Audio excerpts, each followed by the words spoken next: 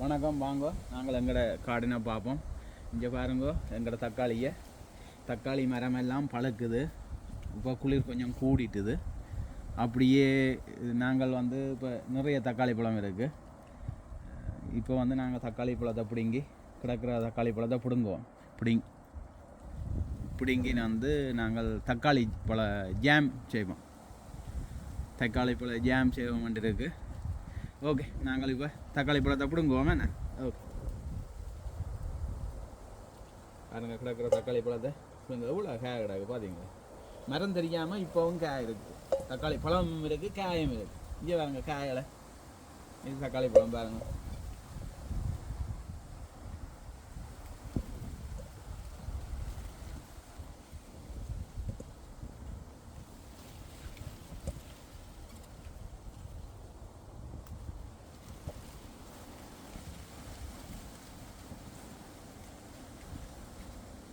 பாருங்க தக்காளி பழம் எப்படி இருக்குன்னு. என்ன கலர் ரெண்டு பாருங்க. இங்கே பாருங்க கலரை பார்த்தீங்களா? தக்காளி பழத்தின் கலர்.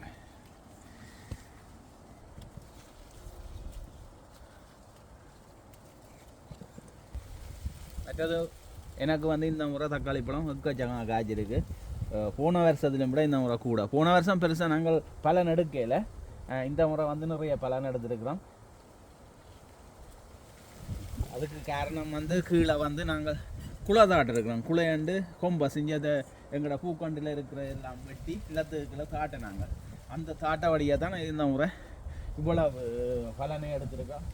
பாருங்கள், இப்போ மரம் பழதாயிருக்கொழிய, ஆனால் மட்டும் தக்காளி பழம் மட்டும் எக்கச்சக்கமாக இருக்குது. மற்றது வந்து இப்போ வந்து இது பழுதாகி கொண்டு போகுது. இன்னும் இப்போ எப்படியும் இதில் இருக்கிற காய்கள் எல்லாம் எடுக்க எப்படியும் அடுத்த மாதம் எண்டு மட்டும் எங்களுக்கு ஓகே. தக்காளி பழத்தால் எந்த ஒரு இதுவும் இல்லை. ஆனால் அது முடிய இது எல்லாத்தையும் பிடுங்கி இதுக்குள்ளேயே நிலத்துக்குள்ளே இதுக்குள்ளேயே தாப்போம். இது மற்ற பாருங்க, அதில் தெரிகிற அந்த மரத்தின் இலியல் அதுகள் மற்ற இந்த தக்காளி மரத்தின் இலியல் எல்லாம் வெட்டி நிலத்துக்கு கீழே தாப்பேன். அது அடுத்த முறை வந்து இதுக்கு வந்து உரமாக கொடுக்கும், பசலையாக கொடுக்கும். மற்றது வந்து வீட்டில் இருக்க பொழுது போயிலேண்டா காடுனுக்க வந்து கொஞ்சம் நேரம் தான் நின்ற மாதிரி இருக்குன்னு 2 மணித்தேலம் 3 மணித்தேலம் போயிடும். என்ன அதுக்கு பிறகு தான் வீட்டுக்குள்ளே போகிறது. நாங்கள் நினைக்கிறது ஏதோ 10-15 நிமிஷம் நின்ற மாதிரி இருக்கும். ஆனால் 2-3 ஹவர்ஸ் காடுனுக்கு அனுப்போம். ஏன்னா இதுக்கு எனக்கு டைம் போகிறதே தெரியாது. என்ன எங்களுக்கு நாங்கள் இது எல்லாத்தையும் பிடுங்கி இதுகளெல்லாம் செய்து இந்த புல்லுகளெல்லாம் பிடுங்கி எல்லாம் இது பண்ணிக்க எங்களுக்கு டைம் போகிறதே தெரியாது. அப்படியா இருங்க.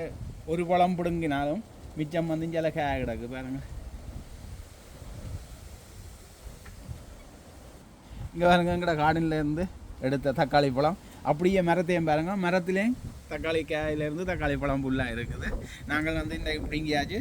வாங்க நாங்கள் தக்காளி பழ ஜாம் செய்வோம். தக்காளி ஜாம் செய்கிறதுக்கு தேவையான பொருட்கள், இது தக்காளி பழம் 3 கிலோ தக்காளி பழம். இது வந்து 1 கிலோ சீனி,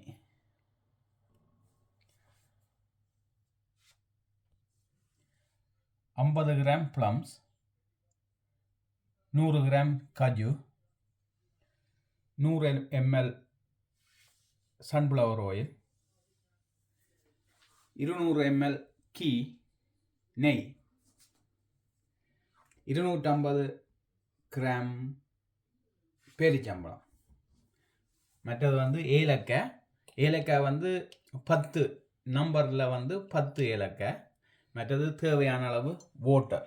உங்களுக்கு இவ்வளோ வாட்டர் பத்தாது, இன்னும் கொஞ்சம் வாட்டர் நாங்கள் ஆட் பண்ணணும். உங்களுக்கு தேவைக்கேற்ற மாதிரி நீங்கள் வாட்டரை ஆட் பண்ணலாம். மற்றது இந்த ஜாம் செய்கிறதுக்கு இந்த தக்காளி பழத்தை வந்து இந்த கண் இருக்குது தானே, இந்த கண்ணை வந்து நாங்கள் வெட்டி எடுக்கணும். அதுக்கு வந்து நீங்கள் இப்படி வெட்டி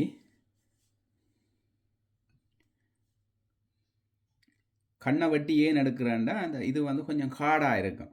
அந்த காடாக இருந்தால் நாங்கள் தக்காளி பழ ஜாமில் வந்து அந்த ஒரு நறுக்கண்டு இருக்கும்.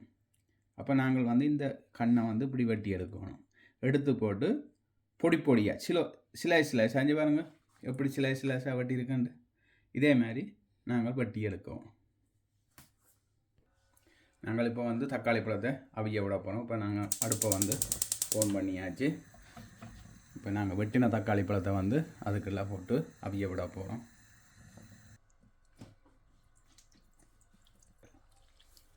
இதை வந்து நாங்கள் அவிய விட போகிறோம்.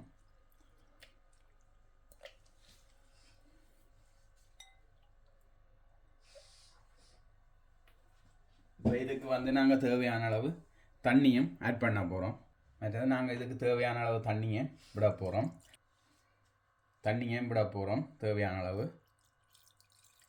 மற்ற தக்காளி பழம் வந்து தண்ணி விட்டு தானே அவியும்.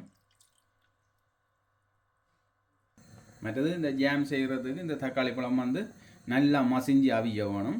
அதுக்கு வந்து நீங்கள் நல்லா கூட்டி நீங்கள் அடுப்பை விடலாம், ஹையில் விடலாம். தக்காளி பழம் அவிஞ்சு வர நீங்கள் பிறகு கொஞ்சம் கொஞ்சம் தண்ணி வற்றி வர நீங்கள் கொஞ்சம் கொஞ்சமாக அடுப்பை குறைச்சி கொண்டு வரலாம். இங்கே பாருங்க, எங்களோட தக்காளி பழம் வந்து கொதித்து அவிஞ்சு கொண்டு இருக்குது. இந்த தண்ணி வத்தும் மட்டும் இது நாங்கள் அவிய விட வேணும். இது வந்து தக்காளி பழமாக போட்டிங்களா கொஞ்சம் குயிக்காக அவிஞ்சிடும். கொஞ்சம் காயாக போட்டிங்கன்னா நீங்கள் கொஞ்சம் நேரம் கூடுதலாக அடுப்பில் நீங்கள் விட வேண்டி வரும். இப்போ பாருங்க, தண்ணி வற்றி கொண்டு வருது. தண்ணி வற்றி கொண்டு வரைக்கும் நீங்கள் வந்து கிளறி கொண்டு இருக்கணும் கிட. ஏனெண்டா கீழே வந்து அது இருந்தால் அப்புறம் அடி பிடிச்சிடும். அதால் வந்து நீங்கள் வந்து இதை அடிக்கடி கிளறி கொண்டு இருக்கணும். ஏனெண்டா பாருங்கள், தண்ணி வற்றி கொண்டு இருக்கு. முதல் தண்ணி ஃபுல்லாக இருந்தது. இப்போ பாருங்க, மற்ற தக்காளி பழத்தையும் பாருங்கள் நல்லா இது பண்ணி மசிஞ்சு நல்ல இதாக வந்துருக்கு பாருங்க. மற்றது தண்ணி வந்து ஃபுல்லாக வத்தின உடனே உங்களுக்கு காட்டுறோம் பாருங்க.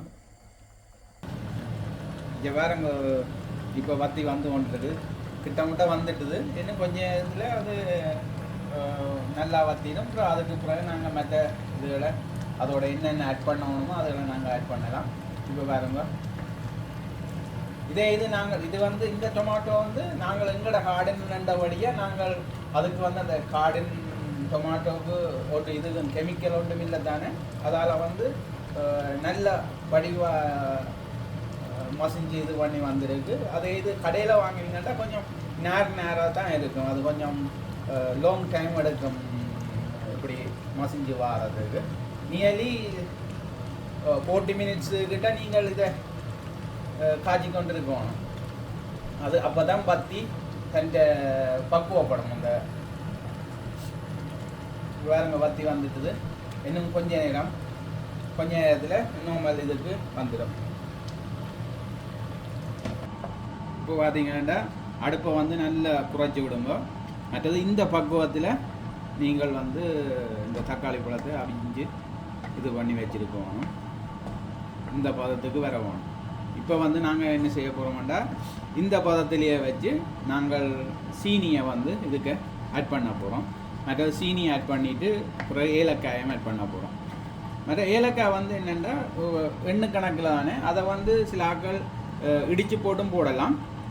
இல்லையாண்டா நீங்கள் கொஞ்சம் சீனியையும் எடுத்து அதையும் ஏலக்காயம் எடுத்து பவுடர் ஆக்கிட்டு இதுக்கு போட்டிங்களேண்டா அந்த பவுடர் ஆக்குற ஒரு வாசம் வந்து ஒரு தனி வாசமாகவே இருக்கும்.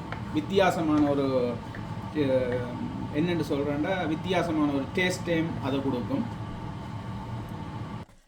இப்போ வந்து நாங்கள் அந்த சீனியை ஆட் பண்ண போகிறோம்.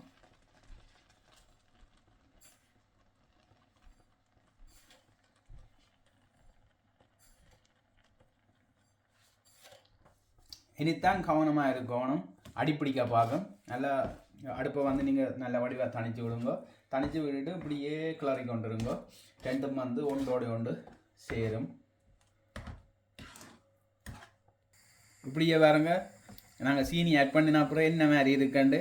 இப்போ இதுக்குள்ளே வந்து நாங்கள் என்ன செய்ய போகிறோம்னா, ஏலக்காய் பவுடரை ஆட் பண்ண போகிறோம். ஏலக்காய் பவுடரும் சீனியும் பவுடர் ஆக்கினதை நாங்கள் ஆட் பண்ண போகிறோம். மற்ற அடுப்பை வந்து இப்போ வந்து நல்லா குறைச்சே வச்சுருங்க. இங்கே பாருங்க, இதுதான் பவுடர் ஆக்கி வச்சுருக்கு. இதை நாங்கள் இதுக்கு போட போகிறோம்.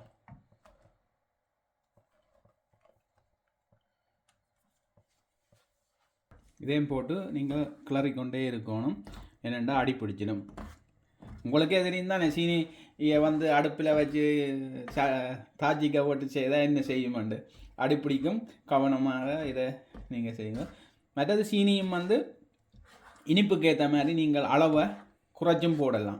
கணக்க போட்டிங்களேண்டா அது என்னென்னு சொல்கிறேன்டா மேலே வந்து பானியாக ஒட்டி பிடிச்சி கொண்டிருக்கும். அதை வந்து உங்களோட இதுக்கேற்ற மாதிரி அளவை நீங்கள் உங்களோட டேஸ்ட்டுக்கு ஏற்ற மாதிரி அளவை குறைச்சி போடுங்க. மற்றது எங்களோட கார்டன் டொமாட்டோ வேண்டபடியாக அது கொஞ்சம் புளிப்பு கொஞ்சம் குறைவண்டபடியாக எங்களுக்கு சீனி வந்து கணக்க தேவைப்படும். ஏன்னா 1 கிலோ சீனி சொன்னேன், ஆனால் நான் வந்து இப்போ ஒரு 600 கிராம் சீனி மட்டும் தான் இதில் போட்டிருக்கிறேன். பாருங்க என்ன நைஸாக இருக்குன்னு பாருங்க. இதுக்கு வந்து நாங்கள் இனி வந்து மற்ற ஐட்டங்களையும் நாங்கள் ஆட் பண்ணினா இன்னும் வந்து டேஸ்ட்டாக இருக்கும். இப்போ வந்து இது வந்து இறுகி வேறு நாங்கள் திருப்பி வேறு ஒரு சட்டியில் எடுத்துட்டு பிறகு வந்து இதுக்கு நெய் பேரிச்சம்பளத்தை போட்டு நாங்கள் தாளிக்கணும். இது வந்து இப்படி இறுகி வரைக்க நாங்கள் வந்து இதுக்குள்ளே வந்து பேரிச்சம்பளத்தை இனி ஆட் பண்ண போகிறோம். பெருச்சம்பளத்தை ஆட் பண்ணி ஒரு 2-3 மினிட்ஸ் வந்து கிளறிட்டு அதை வந்து இறக்கி வைக்க போகிறோம். இறக்கி வச்சா அந்த சூட்டிலேயே வந்து பேரிச்சம்பளம் வந்து உருகி இதோட சேர்ந்து வரும். என்னத்துக்கு பேரிச்சம்பளம் போடுறாண்டா ரெண்டும் சேர்ந்து மிக்ஸ் பண்ணி இந்த பக்குவப்படுற மாதிரி இருக்கும். இல்லையாண்டா இப்படி நேராக இருக்கும். இங்கே பாருங்க, இதுக்கு அந்த நேராக இருக்குது தானே, அப்படி இருக்கும்.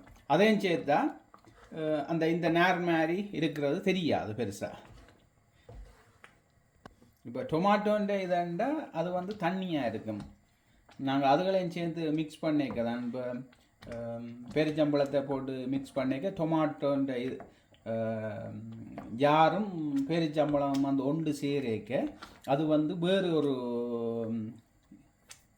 என்னென்று சொல்கிறேன்றது மற்றது வந்து அது என்னென்னு சொல்கிறேன்னு தெரியல. ஆனால் நான் வரையக்க காட்டுறேன், அப்போ உங்களுக்கு தெரியும் என்னென்னு. அது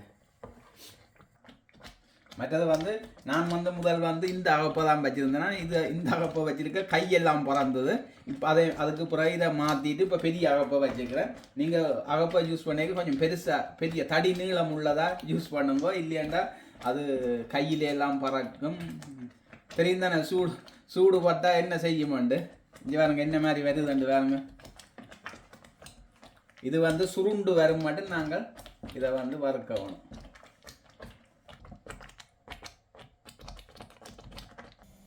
இப்போ பார்த்தீங்கன்னா இதுதான் இதுண்ட தக்காளி ஜாமின்ற பதம் வடிவாக பாருங்க. இப்போ நாங்கள் இதுக்குள்ள வந்து பேரிச்சம்பளத்தை ஆட் பண்ண போகிறோம்.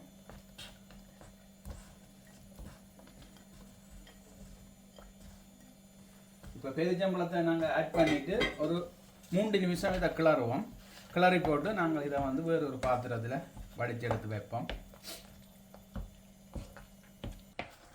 இப்போ பாருங்க, இது வந்து பதத்துக்கு வந்துட்டுது. இப்போ வந்து நாங்கள் வந்து இதை வேறு ஒரு பாத்திரத்தில் எடுத்து வைக்க போகிறோம். வச்சுட்டு இந்த சட்டியை நாங்கள் கழுவிட்டு நாங்கள் திருப்பி அடுத்த வேலையை நாங்கள் பார்க்க போகிறோம். அடுத்த வேலையாண்டுமே நெய் மற்றது கஜு அந்த ப்ளம்ஸ் போட்டு எண்ணெயில் அந்த நெய்யில் போட்டு நாங்கள் தாளித்து அதுக்கு பிறகு இதை சேர்த்து நாங்கள் மிக்ஸ் பண்ண போகிறோம். வேறு ஒரு சட்டியில் நாங்கள் இதை எடுத்து வைக்கிறோம். பாருங்கள்,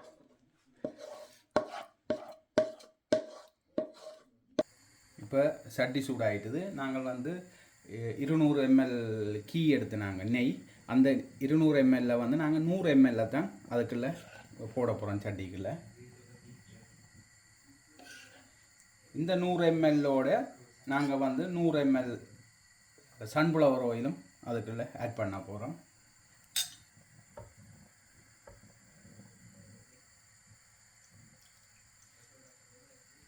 நாங்கள் இந்த கொதித்த நெய்யுக்குள்ளே இந்த கஜுவை வந்து நாங்கள் போட்டு வறுக்க போகிறோம். இந்த கஜுவும் வந்து பொன்னிறமாக வர மட்டும் வறுக்க போகிறோம். மற்றது உங்களுக்கு விருப்பமானால் இந்த ஆல்மண்டும் போடலாம். ஆல்மண்ட் மற்றது பிஸ்தா இந்த இப்போ பார்த்தீங்கன்னா இது பொன்னிறமாக வருது பாருங்கள். இப்போ இதுக்குள்ளே வந்து நாங்கள் வந்து ப்ளம்ஸை நாங்கள் இதோட ஆட் பண்ண போகிறோம்.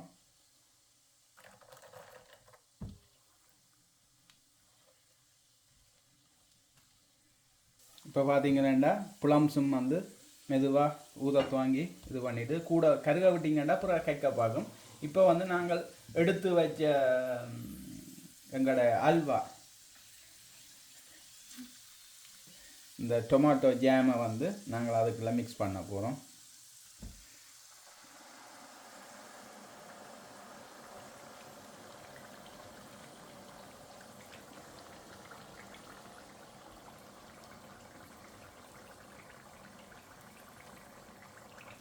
மற்றது வந்து நீங்கள் அடுப்பை வந்து குறைச்சி வச்சுருக்கணும், கூட விடக்கூடாது. அடுப்பை வந்து லோவிலேயே வச்சுருக்கணும், ஹையில் வச்சுருக்கக்கூடாது.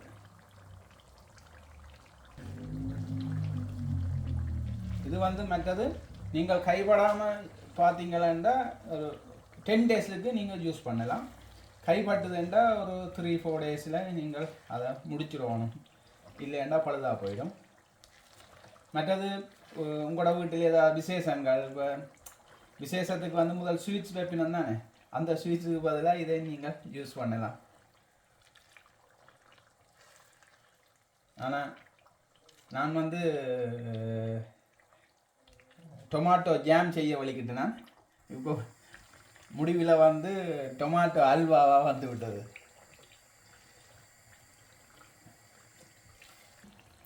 மற்றது இது வந்து ரெடியாக இந்த மேலே இருக்கிற எண்ணெய் எல்லாம் டைம் வந்து இது இழுத்துட்டுதுண்டா அது ரெடியாக. அப்போ இதை வந்து முழு எண்ணெயம் வந்து உள்ளே இழுத்துட்டு அப்புறம் கொஞ்சம் ஏற்றால திருப்பி வெளியில் விடும். வெளியில் விடுற டைமில் தான் எல்லாம் ரெடி ஆகினு அர்த்தம். மற்றது வந்து இதை வந்து நீங்கள் வீட்டில் செய்து பார்க்கலாம். உங்களோட வீட்டில் ஏதாவது விசேஷங்கள் ஏதாவது நடந்ததுன்னா நீங்கள் செய்து இதை வந்து முதல் பரிமாறலாம் ஆட்களுக்கு. மற்றது வந்து இது வந்து இப்போ நான் வந்து ஜாமாக தான் செய்ய வலிக்கிட்டேன்னா அது கடைசியாக அல்வாவாக வந்துட்டுது. ஆனால் ஜாமாவும் யூஸ் பண்ணலாம், ப்ரெட்டில் இதை பூசியும் சாப்பிடலாம். அல்வாவாக ஒரு கப்பில் எடுத்து வச்சு நீங்கள் போட்டு சாப்பிடலாம். இது பாருங்க என்ன மாதிரி என்ன நைஸாக இருக்குது பார்த்தீங்களா, எவ்வளோ லுக்காக இருக்குது. மற்ற இப்போ பார்த்தீங்கன்னா எல்லாம் ரெடி ஆகிட்டுது பாருங்க. பார்த்தீங்கன்னா இங்கே சட்டியில் ஒட்டவே இல்லை பாருங்க, நல்லா சுருண்டு வந்திருக்கு. நீங்களும் வீட்டை செய்து பாருங்க. இங்கே பாருங்க, இதை பார்த்தீங்களா உங்களுக்கு நீங்களே பாருங்க. இது வந்து என்ன தக்காளி பழ அல்வா மாதிரி தெரியுதோண்டு பாருங்க, தக்காளி பழ ஜாம் மாதிரி தெரியுதோண்டு பாருங்க நீங்கள். ஆனால் நான் தக்காளி பழ ஜாம் தான் செய்ய வலிக்கிட்டு இப்போ தக்காளி பழ அல்வாவாக செய்து முடிச்சிருக்கு. இது வந்து நல்ல டேஸ்ட்டாகவும் இருக்குது. நீங்கள் வீட்டை செய்து பார்த்தீங்கன்னா நீங்கள் விட மாட்டீங்க.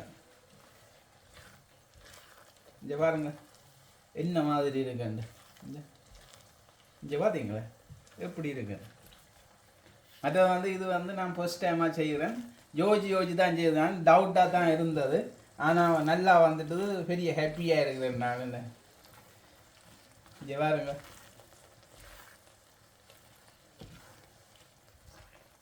மற்றது வந்து நாங்கள் இதுக்கு வந்து சீனி வந்து 1 கிலோ எடுத்துனாங்க, நெய் வந்து 200 மில்லி எடுத்துனாங்க. ஆனால் சீனி வந்து 600 கிராம் சீனி தான் இதுக்கு ஆட் பண்ணியிருக்கிறோம். அதே மாதிரி நெய் வந்து 100 கிராம் நெய் தான் ஆட் பண்ணியிருக்கு. எங்களுக்கு கணக்கம் இதுக்குள்ள எடுக்கலை. ஏன்டா தக்காளி பழம் வந்து இந்த தக்காளி பழம் வந்து புளி இல்லை, புளி குறைஞ்சேண்ட வழியாக எங்களுக்கு கணக்காக தேவைப்படையில் வழியாக பாருங்க நைஸாக இருக்குது. மற்றது உங்களுக்கு இந்த காணொளி பிடிச்சிருந்தா லைக் பண்ணுங்கள், ஷேர் பண்ணுங்கள், சப்ஸ்கிரைப் பண்ணுங்கள். நன்றி.